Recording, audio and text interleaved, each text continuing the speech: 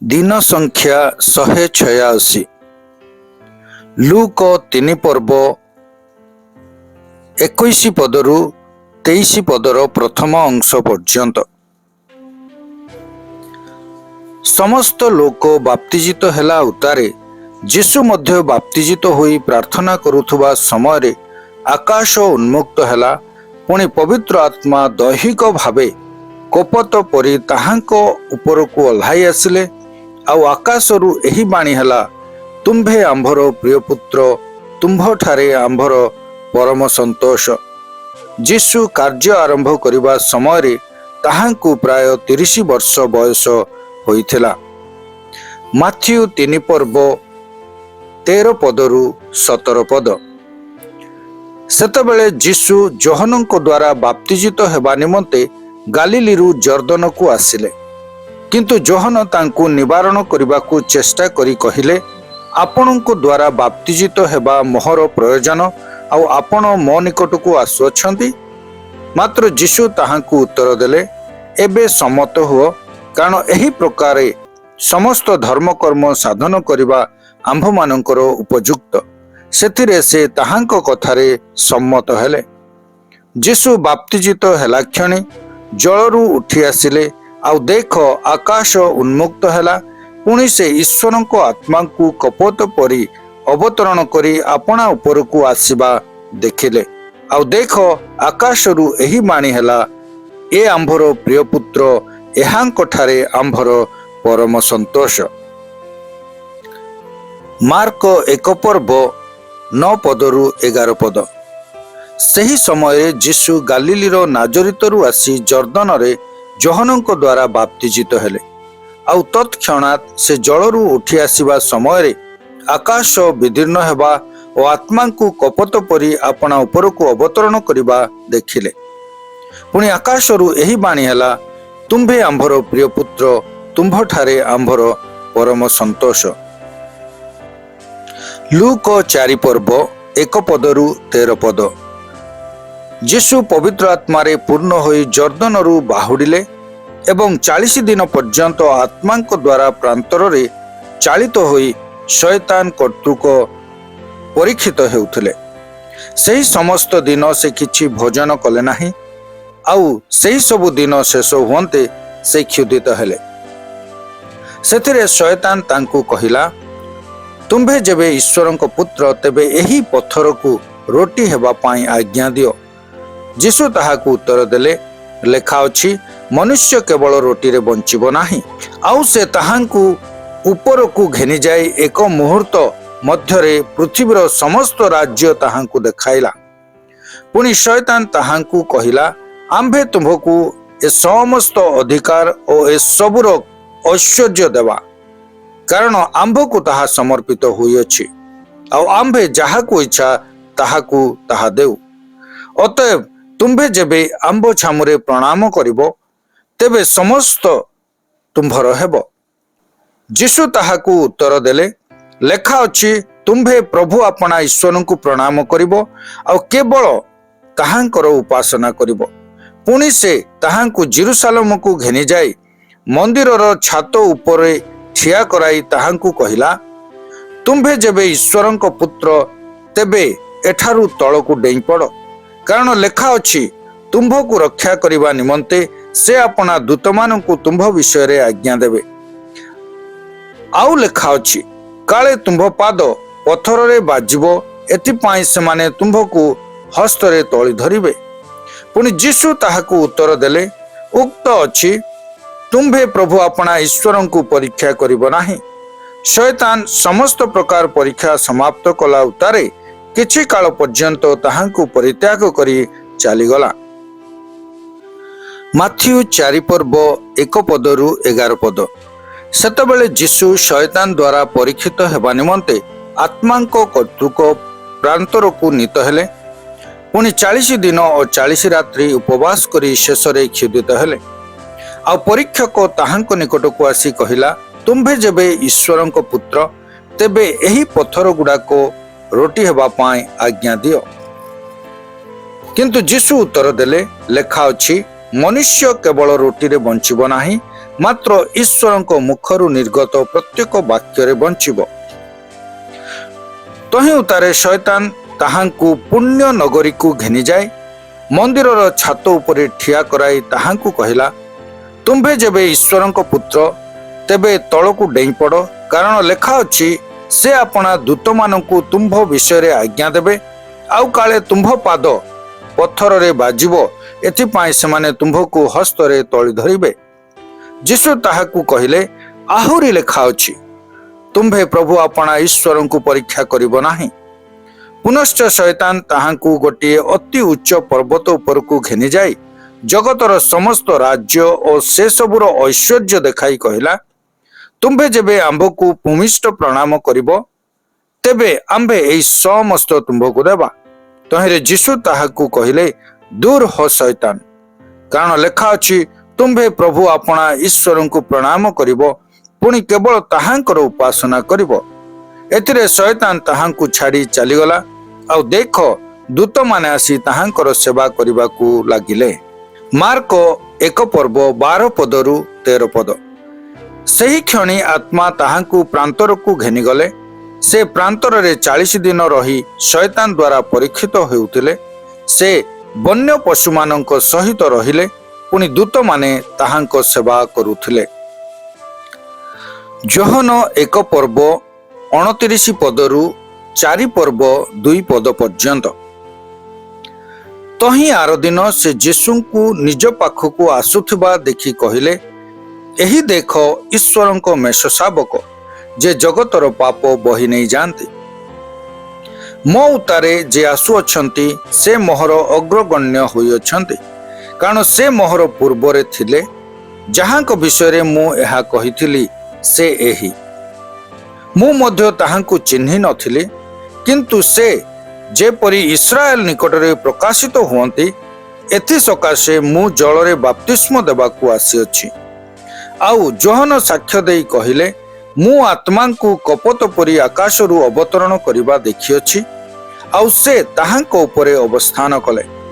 ମୁଁ ମଧ୍ୟ ତାହାଙ୍କୁ ଚିହ୍ନି ନଥିଲି, ମାତ୍ର ଯେ ମୋତେ ଜଳରେ ବାପ୍ତିସ୍ମ ଦେବାକୁ ପଠାଇଲେ, ସେ ମୋତେ କହିଲେ, ଯାହାଙ୍କ ଉପରେ ଆତ୍ମାଙ୍କୁ ଅବତରଣ ଓ ଅବସ୍ଥାନ କରିବା ଦେଖିବ, ଯେ ପବିତ୍ର ଆତ୍ମାରେ ବାପ୍ତିସ୍ମ ଦିଅନ୍ତି, ସେ ସେହି ବ୍ୟକ୍ତି। ଆଉ ମୁଁ ତାହା ଦେଖିଅଛି ଓ ସେ ଈଶ୍ୱରଙ୍କ ପୁତ୍ର ବୋଲି ସାକ୍ଷ୍ୟ ଦେଇଅଛି। ତହିଁ ଆର ଦିନ ପୁନର୍ବାର ଯୋହନ ଓ ତାହାଙ୍କ ଶିଷ୍ୟମାନଙ୍କ ମଧ୍ୟରୁ 2 ଜଣ ଠିଆ ହୋଇଥିଲେ। ଆଉ ସେ ଯୀଶୁଙ୍କୁ ସେହି ବାଟ ଦେଇ ଯାଉଥିବା ଦେଖି ତାହାଙ୍କୁ ଏକ ଦୃଷ୍ଟିରେ ଚାହିଁ କହିଲେ, ଏହି ଦେଖ ଈଶ୍ୱରଙ୍କ ମେଷଶାବକ। ସେହି 2 ଜଣ ଶିଷ୍ୟ ତାହାଙ୍କ କଥା ଶୁଣି ଯୀଶୁଙ୍କ ପଛେ ପଛେ ଗଲେ। ଯୀଶୁ ବୁଲି ପଡ଼ି ସେମାନଙ୍କୁ ପଛେ ପଛେ ଆସୁଥିବା ଦେଖି ପଚାରିଲେ, ତୁମ୍ଭେମାନେ କଣ ଖୋଜୁଅଛ? ସେମାନେ ତାହାଙ୍କୁ ପଚାରିଲେ, ରାବି, ଅନୁବାଦ କଲେ ଏହାର ଅର୍ଥ ଗୁରୁ, ଆପଣ କେଉଁଠାରେ ରୁହନ୍ତି? ସେ ସେମାନଙ୍କୁ କହିଲେ, ଆସ ଦେଖିବ। ସେଥିରେ ସେମାନେ ଯାଇ ତାହାଙ୍କ ବସା ଦେଖିଲେ, ପୁଣି ସେହି ଦିନ ତାହାଙ୍କ ସଙ୍ଗରେ ରହିଲେ। ସେତେବେଳେ ସକାଳ ପ୍ରାୟ 10 ଘଣ୍ଟା ହୋଇଥିଲା। ଯେଉଁ 2 ଜଣ ଯୋହନଙ୍କ କଥା ଶୁଣି ଯୀଶୁଙ୍କ ପଛେ ପଛେ ଯାଇଥିଲେ, ସେମାନଙ୍କ ମଧ୍ୟରୁ ଜଣେ ସିମୋନ ପିତରଙ୍କ ଭାଇ ଆନ୍ଦ୍ରିୟ ଥିଲେ। ସେ ପ୍ରଥମେ ଆପଣା ଭାଇ ସିମୋନଙ୍କ ଦେଖା ପାଇ ତାହାଙ୍କୁ କହିଲେ, ଆମ୍ଭେମାନେ ମସିହଙ୍କର, ଅନୁବାଦ କଲେ ଏହି ନାମର ଅର୍ଥ ଖ୍ରୀଷ୍ଟ, ଦେଖା ପାଇଅଛୁ। ସେ ତାଙ୍କୁ ଯୀଶୁଙ୍କ ନିକଟକୁ ଆଣିଲେ। ଯୀଶୁ ତାଙ୍କୁ ଏକ ଦୃଷ୍ଟିରେ ଚାହିଁ କହିଲେ, ତୁମ୍ଭେ ଯୋହନଙ୍କ ପୁତ୍ର ସିମୋନ, ତୁମ୍ଭେ କେଫା, ଅନୁବାଦ କଲେ ଏହାର ଅର୍ଥ ପିତର ନାମରେ ଖ୍ୟାତ ହେବ। ତହିଁ ଆର ଦିନ ଯୀଶୁ ଗାଲିଲିକୁ ବାହାରି ଯିବା ପାଇଁ ଇଚ୍ଛା କଲେ। ଆଉ ସେ ଫିଲିପଙ୍କ ଦେଖା ପାଇ ତାଙ୍କୁ କହିଲେ, ମୋହର ଅନୁଗମନ କର। ଫିଲିପ ବେଥସାଦାର ଲୋକ ଥିଲେ। ତାହା ଆନ୍ଦ୍ରିୟ ଓ ପିତରଙ୍କର ନଗର ଥିଲା। ଫିଲିପ ନିଥନିଏଲଙ୍କ ଦେଖା ପାଇ ତାହାଙ୍କୁ କହିଲେ, ଯାହାଙ୍କ ବିଷୟରେ ମୋଶା ବ୍ୟବସ୍ଥାରେ ଲେଖିଅଛନ୍ତି, ପୁଣି ଭାବବାଦୀମାନେ ମଧ୍ୟ ଲେଖିଅଛନ୍ତି, ଆମ୍ଭେମାନେ ତାହାଙ୍କର ଦେଖା ପାଇଅଛୁ। ସେ ଯୋସେଫଙ୍କ ପୁତ୍ର ନାଜରିତୀୟ ଯୀଶୁ। ନିଥନିଏଲ ତାଙ୍କୁ ପଚାରିଲେ, ନାଜରିତରୁ କି କୌଣସି ଉତ୍ତମ ବିଷୟ ଉତ୍ପନ୍ନ ହୋଇପାରେ? ଫିଲିପ ତାଙ୍କୁ କହିଲେ, ଆସି ଦେଖ। ଯୀଶୁ ନିଥନିଏଲଙ୍କୁ ଆପଣା ନିକଟକୁ ଆସୁଥିବା ଦେଖି ତାଙ୍କ ବିଷୟରେ କହିଲେ, ଏହି ଦେଖ, ପ୍ରକୃତରେ ଏ ଜଣେ ଇସ୍ରାଏଲୀୟ ଲୋକ, ଏହାଙ୍କଠାରେ ଛଳନା ନାହିଁ। ନିଥନିଏଲ ତାହାଙ୍କୁ ପଚାରିଲେ, ଆପଣ ମୋତେ କିପରି ଚିହ୍ନିଲେ? ଯୀଶୁ ତାଙ୍କୁ ଉତ୍ତର ଦେଲେ, ଫିଲିପ ତୁମ୍ଭକୁ ଡାକିବା ପୂର୍ବେ ତୁମ୍ଭେ ଯେତେବେଳେ ଡିମ୍ବିରି ଗଛ ତଳେ ଥିଲ, ସେତେବେଳେ ମୁଁ ତୁମ୍ଭକୁ ଦେଖିଥିଲି। ନିଥନିଏଲ ତାହାଙ୍କୁ ଉତ୍ତର ଦେଲେ, ହେ ରାବି, ଆପଣ ଈଶ୍ୱରଙ୍କ ପୁତ୍ର, ଆପଣ ଇସ୍ରାଏଲର ରାଜା। ଯୀଶୁ ତାଙ୍କୁ ଉତ୍ତର ଦେଲେ, ମୁଁ ତୁମ୍ଭକୁ ଡିମ୍ବିରି ଗଛ ତଳେ ଦେଖିଥିଲି ବୋଲି କହିବାରୁ କି ତୁମ୍ଭେ ବିଶ୍ୱାସ କରୁଅଛ? ତୁମ୍ଭେ ଏହାଠାରୁ ଆହୁରି ମହତ୍ ମହତ୍ ବିଷୟ ଦେଖିବ। ପୁଣି ସେ ତାହାଙ୍କୁ କହିଲେ, ସତ୍ୟ ସତ୍ୟ ମୁଁ ତୁମ୍ଭମାନଙ୍କୁ କହୁଅଛି, ତୁମ୍ଭେମାନେ ସ୍ୱର୍ଗକୁ ଉନ୍ମୁକ୍ତ ଓ ଈଶ୍ୱରଙ୍କ ଦୂତମାନଙ୍କୁ ମନୁଷ୍ୟପୁତ୍ରଙ୍କ ଉପରେ ଆରୋହଣ ଓ ଅବତରଣ କରିବା ଦେଖିବ। ଯୋହନ 2 ପର୍ବ। ତୃତୀୟ ଦିବସରେ ଗାଲିଲୀର କାନାରେ ଗୋଟିଏ ବିବାହ ହେଲା, ଆଉ ଯୀଶୁଙ୍କ ମାତା ସେଠାରେ ଥିଲେ। ଯୀଶୁ ମଧ୍ୟ ଆପଣା ଶିଷ୍ୟମାନଙ୍କ ସହିତ ସେହି ବିବାହକୁ ନିମନ୍ତ୍ରିତ ହେଲେ। ପରେ ଦ୍ରାକ୍ଷାରସ ସରିଯିବାରୁ ଯୀଶୁଙ୍କ ମାତା ତାହାଙ୍କୁ କହିଲେ, ସେମାନଙ୍କର ଦ୍ରାକ୍ଷାରସ ନାହିଁ। ସେଥିରେ ଯୀଶୁ ତାଙ୍କୁ କହିଲେ, ଗୋ ନାରୀ, ତୁମ୍ଭ ସହିତ ମୋହର କି ସମ୍ପର୍କ? ମୋହର ସମୟ ଏପର୍ଯ୍ୟନ୍ତ ଉପସ୍ଥିତ ହୋଇନାହିଁ। ତାହାଙ୍କ ମାତା ପରିଚାରକମାନଙ୍କୁ କହିଲେ, ସେ ତୁମ୍ଭମାନଙ୍କୁ ଯାହା କିଛି କହନ୍ତି ତାହା କର। ଆଉ ସେଠାରେ ଯିହୁଦୀମାନଙ୍କ ସୂଚୀକରଣ ରୀତି ଅନୁସାରେ 2 ବା 3 ମହଣିଆ 6 ଗୋଟା ପଥର ଜାହାଳା ରଖାଯାଇଥିଲା। ଯୀଶୁ ସେମାନଙ୍କୁ କହିଲେ, ଜାହାଲା ଗୁଡ଼ିକ ପାଣିରେ ଭର୍ତ୍ତି କର। ସେଥିରେ ସେମାନେ ସେସବୁ ଫନ୍ଦ ପର୍ଯ୍ୟନ୍ତ ଭର୍ତ୍ତି କଲେ। ଆଉ ସେ ସେମାନଙ୍କୁ କହିଲେ, ଏବେ କାଢ଼ି ନେଇ ଭୋଜର ଅଧ୍ୟକ୍ଷଙ୍କ ନିକଟକୁ ଘେନିଯାଅ। ସେଥିରେ ସେମାନେ ଘେନିଗଲେ। ଭୋଜର ଅଧ୍ୟକ୍ଷ ଦ୍ରାକ୍ଷାରସ ହୋଇଥିବା ସେହି ପାଣିକି ଚାଖି ତାହା କେଉଁଠାରୁ ଆସିଲା ଏହା ଜାଣିନଥିବାରୁ, କିନ୍ତୁ ଯେଉଁ ପରିଚାରକମାନେ ପାଣି କାଢ଼ିଥିଲେ ସେମାନେ ଜାଣିଥିଲେ। ବରଙ୍କୁ ଡାକି କହିଲେ, ସମସ୍ତେ ପ୍ରଥମରେ ଭଲ ଦ୍ରାକ୍ଷାରସ ଦେଇଥାନ୍ତି, ଆଉ ଲୋକେ ମାତାଲ ହେଲା ଉତ୍ତାରେ ମନ୍ଦ ଦିଅନ୍ତି। ତୁମ୍ଭେ ଏପର୍ଯ୍ୟନ୍ତ ଭଲ ଦ୍ରାକ୍ଷାରସ ରଖିଅଛ। ଯୀଶୁ ଏହି ପ୍ରକାରେ ଗାଲିଲୀର କାନାରେ ଆଶ୍ଚର୍ଯ୍ୟ କର୍ମ ଆରମ୍ଭ କରି ଆପଣା ମହିମା ପ୍ରକାଶ କଲେ, ଆଉ ତାହାଙ୍କ ଶିଷ୍ୟମାନେ ତାହାଙ୍କଠାରେ ବିଶ୍ୱାସ କଲେ। ଏଥି ଉତ୍ତାରେ ସେ ଆପଣା ମାତା, ଭ୍ରାତୃବୃନ୍ଦ ଓ ଶିଷ୍ୟମାନଙ୍କ ସହିତ କଫରନାହୁମକୁ ଗଲେ। ପୁଣି ସେମାନେ ସେଠାରେ ଅଧିକ ଦିନ ରହିଲେ ନାହିଁ। ସେତେବେଳେ ଯିହୁଦୀମାନଙ୍କର ନିସ୍ତାର ପର୍ବ ସନ୍ନିକଟ ହେଉଥିଲା, ଆଉ ଯୀଶୁ ଜେରୁସାଲେମକୁ ଗଲେ। ପୁଣି ସେ ମନ୍ଦିରରେ ଗୋରୁ, ମେଣ୍ଢା ଓ କାପ୍ତା ବ୍ୟବସାୟୀମାନଙ୍କୁ ଆଉ ମୁଦ୍ରା ବ୍ୟବସାୟୀମାନଙ୍କୁ ବସିଥିବା ଦେଖି ଦଉଡ଼ିରେ ଗୋଟିଏ କୋରଡ଼ା ବନାଇ ମେଣ୍ଢା ଓ ଗୋରୁ ସହିତ ସମସ୍ତଙ୍କୁ ମନ୍ଦିରରୁ ବାହାର କରିଦେଲେ। ପୁଣି ମୁଦ୍ରା ବ୍ୟବସାୟୀମାନଙ୍କର ମୁଦ୍ରା ସବୁ ବିଞ୍ଚିଦେଲେ, ସେମାନଙ୍କ ମେଜ ଗୁଡ଼ାକ ଓଲଟାଇ ପକାଇଲେ। ଆଉ ସେ କାପ୍ତା ବ୍ୟବସାୟୀମାନଙ୍କୁ କହିଲେ, ଏଗୁଡ଼ାକ ଏଠାରୁ ଘେନିଯାଅ, ମୋହର ପିତାଙ୍କର ଗୃହକୁ ବାଣିଜ୍ୟର ଗୃହ କର ନାହିଁ।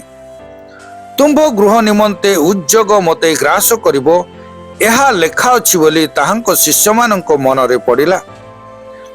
ସେଥିରେ ଯିହୁଦୀମାନେ ତାହାଙ୍କୁ ଉତ୍ତର ଦେଲେ, ତୁମ୍ଭେ ଯେ ଏ ସମସ୍ତ କରିବାକୁ ଅଧିକାର ପାଇଅଛ, ଆମ୍ଭମାନଙ୍କୁ ସେଥିର କି ଚିହ୍ନ ଦେଖାଉଅଛ? ଯୀଶୁ ସେମାନଙ୍କୁ ଉତ୍ତର ଦେଲେ, ତୁମ୍ଭେମାନେ ଏହି ମନ୍ଦିରକୁ ବିନାଶ କର, ଆଉ 3 ଦିନ ମଧ୍ୟରେ ମୁଁ ତାହା ତୋଳିଦେବି। ସେଥିରେ ଯିହୁଦୀମାନେ କହିଲେ, ଏହି ମନ୍ଦିର ନିର୍ମାଣ କରିବା ନିମନ୍ତେ 46 ବର୍ଷ ଲାଗିଅଛି, ଆଉ ତୁମ୍ଭେ କ'ଣ ତାହାକୁ 3 ଦିନରେ ତୋଳିଦେବ? କିନ୍ତୁ ସେ ଆପଣା ଶରୀର ରୂପ ମନ୍ଦିର ସମ୍ବନ୍ଧରେ କହୁଥିଲେ। ଏଣୁ ସେ ମୃତମାନଙ୍କ ମଧ୍ୟରୁ ଉତ୍ଥିତ ହେଲା ଉତ୍ତାରେ ତାହାଙ୍କ ଶିଷ୍ୟମାନେ ସେ ଏହା କହିଥିଲେ ବୋଲି ସ୍ମରଣ କଲେ। ପୁଣି ସେମାନେ ଧର୍ମଶାସ୍ତ୍ର ଓ ଯୀଶୁଙ୍କ କଥିତ ବାକ୍ୟ ବିଶ୍ୱାସ କଲେ। ନିସ୍ତାର ପର୍ବର ଉତ୍ସବ ସମୟରେ ସେ ଜେରୁସାଲେମରେ ଥିବାବେଳେ ଅନେକ ତାହାଙ୍କ ସାଧିତ ଆଶ୍ଚର୍ଯ୍ୟ କର୍ମ ଗୁଡ଼ିକ ଦେଖି ତାହାଙ୍କ ନାମରେ ବିଶ୍ୱାସ କଲେ। କିନ୍ତୁ ଯୀଶୁ ସେମାନଙ୍କୁ ବିଶ୍ୱାସ ନ କରି ସେମାନଙ୍କ ଠାରୁ ଆପଣାକୁ ପୃଥକ ରଖିଲେ, କାରଣ ସେ ସମସ୍ତଙ୍କୁ ଜାଣୁଥିଲେ। ପୁଣି କେହି ଯେ ମନୁଷ୍ୟ ବିଷୟରେ ସାକ୍ଷ୍ୟ ଦେବ ଏହା ତାହାଙ୍କର ପ୍ରୟୋଜନ ନଥିଲା, ଯେଣୁ ମନୁଷ୍ୟ ଅନ୍ତରରେ କ'ଣ ଅଛି ତାହା ସେ ଆପେ ଜାଣିଥିଲେ। ଯୋହନ 3 ପର୍ବ। ଫାରୁସୀମାନଙ୍କ ମଧ୍ୟରେ ନିକୋଦିମ ନାମକ ଜଣେ ବ୍ୟକ୍ତି ଥିଲେ। ସେ ଯିହୁଦୀ ମାନଙ୍କର ଜଣେ ନେତା। ସେ ରାତ୍ରି ସମୟରେ ଯୀଶୁଙ୍କ ନିକଟକୁ ଆସି ତାହାଙ୍କୁ କହିଲେ, ହେ ଗୁରୁ, ଆପଣ ଯେ ଈଶ୍ୱରଙ୍କ ଠାରୁ ଆଗତ ଗୁରୁ ଏହା ଆମ୍ଭେମାନେ ଜାଣୁ, କାରଣ ଆପଣ ଏହି ଯେଉଁ ସମସ୍ତ ଆଶ୍ଚର୍ଯ୍ୟ କର୍ମ କରୁଅଛନ୍ତି ଈଶ୍ୱର ସଙ୍ଗରେ ନଥିଲେ ସେହି ସବୁ କେହି କରିପାରେ ନାହିଁ।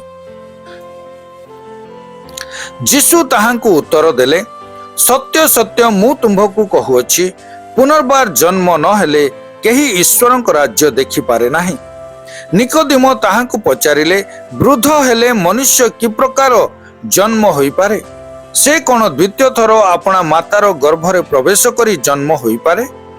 ଯୀଶୁ ଉତ୍ତର ଦେଲେ, ସତ୍ୟ ସତ୍ୟ ମୁଁ ତୁମ୍ଭକୁ କହୁଅଛି, ଜଳ ଓ ଆତ୍ମାରୁ ଜନ୍ମ ନ ହେଲେ କେହି ଈଶ୍ୱରଙ୍କ ରାଜ୍ୟରେ ପ୍ରବେଶ କରିପାରେ ନାହିଁ। ମାଂସରୁ ଯାହା ଜାତ ତାହା ମାଂସ, ପୁଣି ଆତ୍ମାରୁ ଯାହା ଜାତ ତାହା ଆତ୍ମା। ତୁମ୍ଭେମାନଙ୍କୁ ଅବଶ୍ୟ ପୁନର୍ବାର ଜନ୍ମିବାକୁ ହେବ ବୋଲି ମୁଁ ଯେ ତୁମ୍ଭକୁ କହିଲି, ଏଥିରେ ଚମତ୍କୃତ ହୁଅ ନାହିଁ। ବାୟୁ ଯେଉଁ ଦିଗରେ ଇଚ୍ଛା କରେ ସେହି ଦିଗରେ ବହେ, ଆଉ ତୁମ୍ଭେ ତାହାର ଶବ୍ଦ ଶୁଣିଥାଅ, କିନ୍ତୁ ତାହା କେଉଁଠାରୁ ଆସେ ପୁଣି କେଉଁଠାକୁ ଯାଏ ତାହା ଜାଣ ନାହିଁ। ଆତ୍ମାଙ୍କ ଠାରୁ ଜାତ ପ୍ରତ୍ୟେକ ଲୋକ ସମ୍ବନ୍ଧରେ ସେହି ପ୍ରକାର। ନିକୋଦିମ ତାହାଙ୍କୁ ଉତ୍ତର ଦେଲେ, ଏହି ସବୁ କିପରି ହୋଇପାରେ? ଯୀଶୁ ତାଙ୍କୁ ଉତ୍ତର ଦେଲେ, ତୁମ୍ଭେ ଇସ୍ରାଏଲର ଜଣେ ଗୁରୁ ହୋଇ ସୁଦ୍ଧା କ'ଣ ଏହି ସବୁ ବୁଝୁନାହଁ? ମୁଁ ତୁମ୍ଭକୁ ସତ୍ୟ ସତ୍ୟ କହୁଅଛି, ଆମ୍ଭେମାନେ ଯାହା ଜାଣୁ ତାହା କହୁ, ପୁଣି ଯାହା ଦେଖିଅଛୁ ତାହା ବିଷୟରେ ସାକ୍ଷ୍ୟ ଦେଉ, ଆଉ ତୁମ୍ଭେମାନେ ଆମ୍ଭମାନଙ୍କର ସାକ୍ଷ୍ୟ ଗ୍ରହଣ କରୁନାହଁ। ମୁଁ ତୁମ୍ଭମାନଙ୍କୁ ପାର୍ଥିବ ବିଷୟ କହିଲେ ଯଦି ତୁମ୍ଭେମାନେ ବିଶ୍ୱାସ ନ କର, ତେବେ ତୁମ୍ଭମାନଙ୍କୁ ସ୍ୱର୍ଗୀୟ ବିଷୟ କହିଲେ କିପରି ବିଶ୍ୱାସ କରିବ?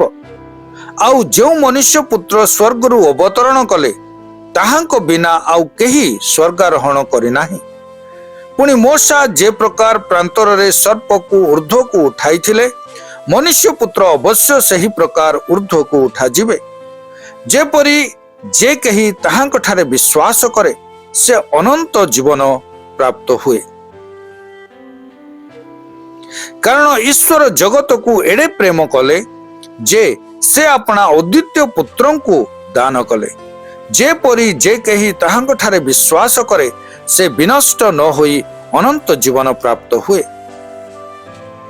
ଯେଣୁ ଜଗତର ବିଚାର କରିବା ନିମନ୍ତେ ଈଶ୍ୱର ଆପଣା ପୁତ୍ରଙ୍କୁ ଜଗତକୁ ପ୍ରେରଣ ନ କରି ଜଗତ ଯେପରି ତାହାଙ୍କ ଦ୍ୱାରା ପରିତ୍ରାଣ ପ୍ରାପ୍ତ ହୁଏ ଏଥିପାଇଁ ତାହାଙ୍କୁ ପ୍ରେରଣ କଲେ।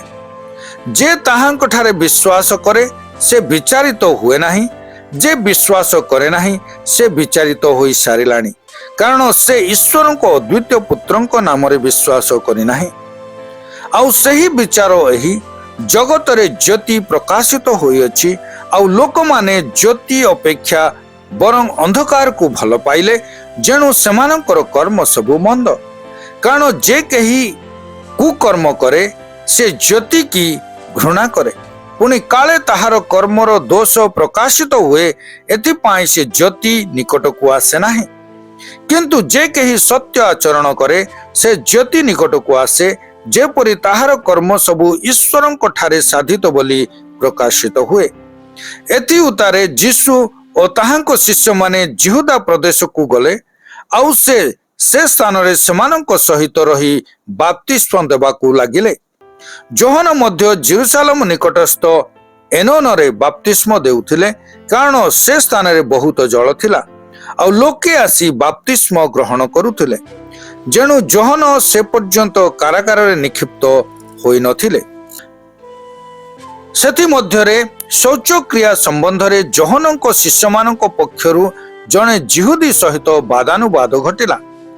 ଆଉ ସେମାନେ ଯୋହନଙ୍କ ନିକଟକୁ ଯାଇ ତାହାଙ୍କୁ କହିଲେ, ହେ ଗୁରୁ, ଯେ ଜର୍ଦ୍ଦନର ଆର ପାରିରେ ଆପଣଙ୍କ ସହିତ ଥିଲେ, ଯାହାଙ୍କ ସମ୍ବନ୍ଧରେ ଆପଣ ସାକ୍ଷ୍ୟ ଦେଇଅଛନ୍ତି, ଦେଖନ୍ତୁ ସେ ବାପ୍ତିସ୍ମ ଦେଉଅଛନ୍ତି ଓ ସମସ୍ତେ ତାହାଙ୍କ ନିକଟକୁ ଯାଉଅଛନ୍ତି।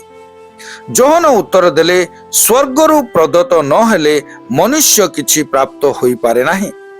ମୁଁ ଯେ ଖ୍ରୀଷ୍ଟ ନୁହେଁ, କିନ୍ତୁ ତାହାଙ୍କ ଆଗରେ ପ୍ରେରିତ ହୋଇଅଛି, ଏହା ମୁଁ କହିଥିଲି ବୋଲି ତୁମ୍ଭେମାନେ ନିଜେ ନିଜେ ମୋହର ସାକ୍ଷୀ। ଯେ କନ୍ୟା ଗ୍ରହଣ କରନ୍ତି ସେ ବର, କିନ୍ତୁ ବରଙ୍କ ଯେଉଁ ବନ୍ଧୁ ଠିଆ ହୋଇ ତାହାଙ୍କ କଥା ଶୁଣେ, ସେ ବରଙ୍କ ସ୍ୱର ସକାଶେ ଅତ୍ୟନ୍ତ ଆନନ୍ଦିତ ହୁଏ। ଅତଏବ ମୋହର ଏହି ଆନନ୍ଦ ପୂର୍ଣ୍ଣ ହୋଇଅଛି। ତାହାଙ୍କୁ ଅବଶ୍ୟ ବୃଦ୍ଧି ପାଇବାକୁ ହେବ, କିନ୍ତୁ ମୋତେ ହ୍ରାସ ହେବାକୁ ହେବ। ଯେ ଊର୍ଦ୍ଧ୍ୱରୁ ଆଗମନ କରନ୍ତି ସେ ସମସ୍ତଙ୍କ ଠାରୁ ଶ୍ରେଷ୍ଠ। ଯେ ପୃଥିବୀରୁ ଉତ୍ପନ୍ନ ସେ ପାର୍ଥିବ, ଆଉ ସେ ପାର୍ଥିବ କଥା କହେ। ଯେ ସ୍ୱର୍ଗରୁ ଆଗମନ କରନ୍ତି ସେ ସମସ୍ତଙ୍କ ଠାରୁ ଶ୍ରେଷ୍ଠ।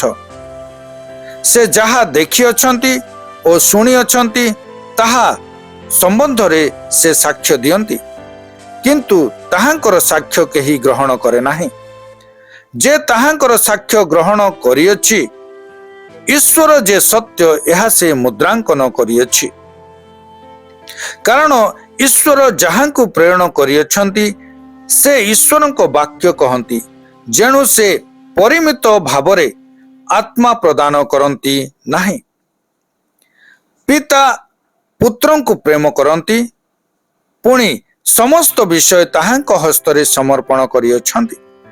ଯେ ପୁତ୍ରଙ୍କ ଠାରେ ବିଶ୍ୱାସ କରେ ସେ ଅନନ୍ତ ଜୀବନ ପ୍ରାପ୍ତ ହୋଇଅଛି, ମାତ୍ର ଯେ ପୁତ୍ରଙ୍କୁ ଅମାନ୍ୟ କରେ ସେ ଜୀବନ ଦେଖିବ ନାହିଁ, କିନ୍ତୁ ସେ ଈଶ୍ୱରଙ୍କ କ୍ରୋଧର ପାତ୍ର ହୋଇ ରହିଥାଏ। ଯୋହନ 4 ପର୍ବ 1 ଆଉ 2 ପଦ। ଯୀଶୁ ଯେ ଯୋହନଙ୍କ ଅପେକ୍ଷା ଅଧିକ ଶିଷ୍ୟ କରୁଅଛନ୍ତି ଓ ବାପ୍ତିସ୍ମ ଦେଉଅଛନ୍ତି, ଯଦ୍ୟପି ଯୀଶୁ ଆପେ ବାପ୍ତିସ୍ମ ଦେଉନଥିଲେ, ମାତ୍ର ତାହାଙ୍କ ଶିଷ୍ୟମାନେ ଦେଉଥିଲେ। ଏହା ଫାରୁସୀମାନେ ଶୁଣିଅଛନ୍ତି ବୋଲି ଯେତେବେଳେ ପ୍ରଭୁ ଜାଣିଲେ। ଲୁକ 3:19 ପଦରୁ 20 ପଦ ପର୍ଯ୍ୟନ୍ତ।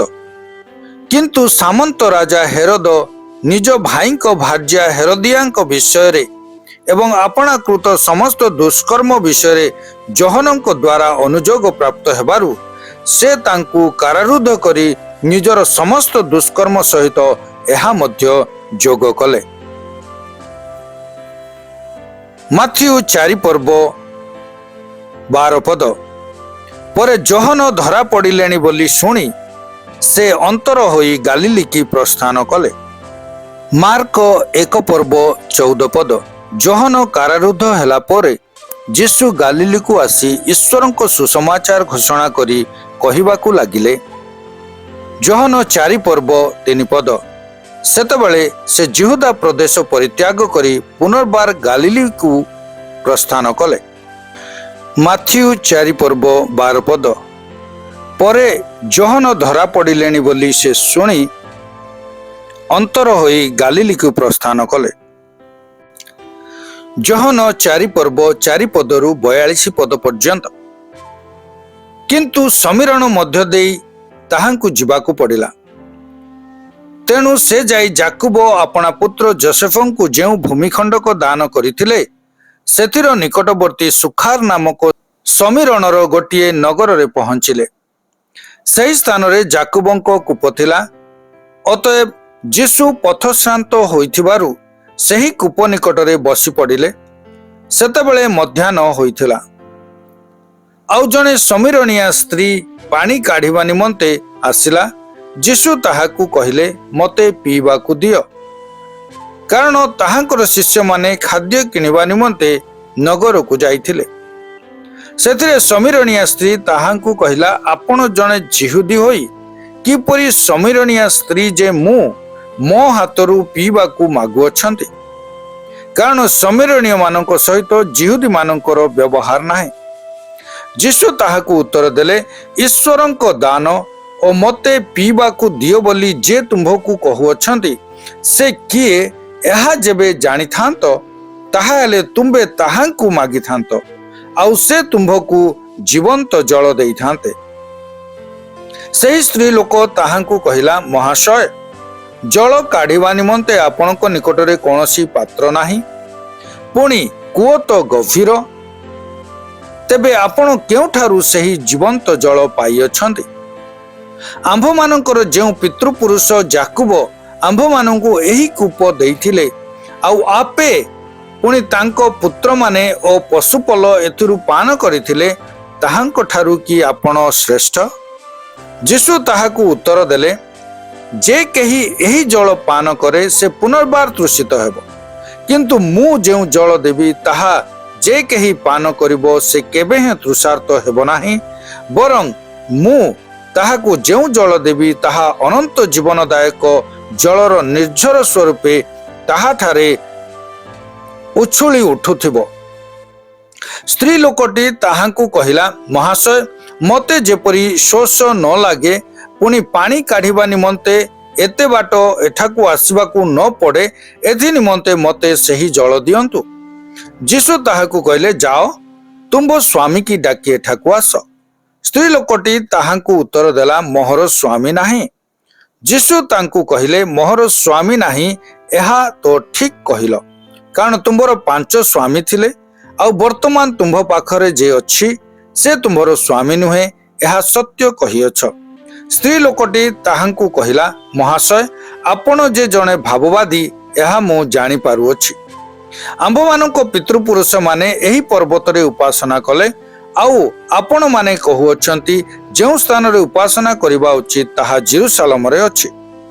ଯୀଶୁ ତାହାକୁ କହିଲେ, ଆଗୋ ନାରୀ, ମୋ କଥା ବିଶ୍ୱାସ କର, ଯେଉଁ ସମୟରେ ତୁମ୍ଭେମାନେ ଏହି ପର୍ବତରେ କିମ୍ବା ଜେରୁସାଲେମରେ ପିତାଙ୍କର ଉପାସନା କରିବ ନାହିଁ, ଏପରି ସମୟ ଆସୁଅଛି, ଯାହା ତୁମ୍ଭେମାନେ ଜାଣ ନାହିଁ ତାହା ଉପାସନା କରୁଥାଅ। ଯାହାଙ୍କୁ ଆମ୍ଭେମାନେ ଜାଣୁ ତାହାଙ୍କୁ ଉପାସନା କରୁଥାଉ, କାରଣ ପରିତ୍ରାଣ ଯିହୁଦୀମାନଙ୍କ ମଧ୍ୟରୁ ଆସେ। କିନ୍ତୁ ଯେଉଁ ସମୟରେ ସତ୍ୟ ଉପାସକମାନେ ଆତ୍ମାରେ ଓ ସତ୍ୟରେ ପିତାଙ୍କର ଉପାସନା କରିବେ, ସେପରି ସମୟ ଆସୁଅଛି, ପୁଣି ବର୍ତ୍ତମାନ ସୁଦ୍ଧା ଉପସ୍ଥିତ, କାରଣ ପିତା ଏହି ପ୍ରକାର ଉପାସକ ଚାହାନ୍ତି। ଈଶ୍ୱର ଆତ୍ମା, ପୁଣି ଯେଉଁମାନେ ତାହାଙ୍କର ଉପାସନା କରନ୍ତି ଆତ୍ମାରେ ଓ ସତ୍ୟରେ ଉପାସନା କରିବା ସେମାନଙ୍କର ଉଚିତ। ସ୍ତ୍ରୀ ଲୋକଟି ତାହାଙ୍କୁ କହିଲା, ମସିହ ଯାହାଙ୍କୁ ଖ୍ରୀଷ୍ଟ କହନ୍ତି ସେ ଆସୁଅଛନ୍ତି ବୋଲି ମୁଁ ଜାଣେ।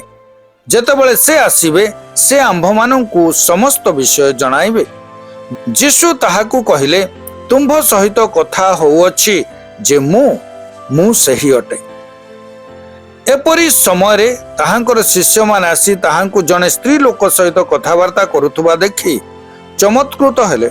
ତଥାପି ଆପଣ କ'ଣ ଚାହାନ୍ତି କିମ୍ବା କାହିଁକି ତାହା ସଙ୍ଗେ କଥା କହୁଅଛନ୍ତି ଏହା କେହି ପଚାରିଲେ ନାହିଁ।